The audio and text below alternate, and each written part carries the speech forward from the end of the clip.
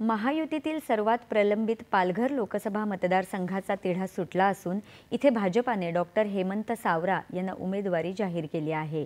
हेमंत सावरा हे माजी आदिवासी विकास मंत्री दिवंगत विष्णू सावरा यांचे पुत्र आहेत। विद्यमान खासदार राजेंद्र गावित यांच्याही नावाची इथे चर्चा होती। मात्र अंतिम क्षणी सावरा यांना उमेदवारी जाहीर करून महायुतीने चर्चेला पूर्णविराम दिला आहे।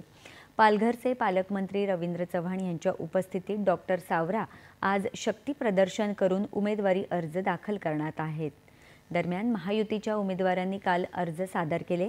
या निवडणुकीत चर्चेत असलेल्या कल्याण लोकसभा मतदारसंघातून महायुतीचे उमेदवार शिवसेनेचे डॉक्टर श्रीकांत शिंदे यांनी काल उमेदवारी अर्ज भरला। दिंडोरी मतदारसंघातून महायुतीच्या उमेदवार डॉक्टर भारती पवार यांनी तर नाशिकमधून हेमंत गोडसे यांनी काल उमेदवारी अर्ज दाखल केला। दिंडोरी लोकसभा मतदारसंघातून माजी खासदार हरिश्चंद्र चव्हाण यांनी बंडखोरी करत अपक्ष म्हणून उमेदवारी अर्ज दाखल केला आहे।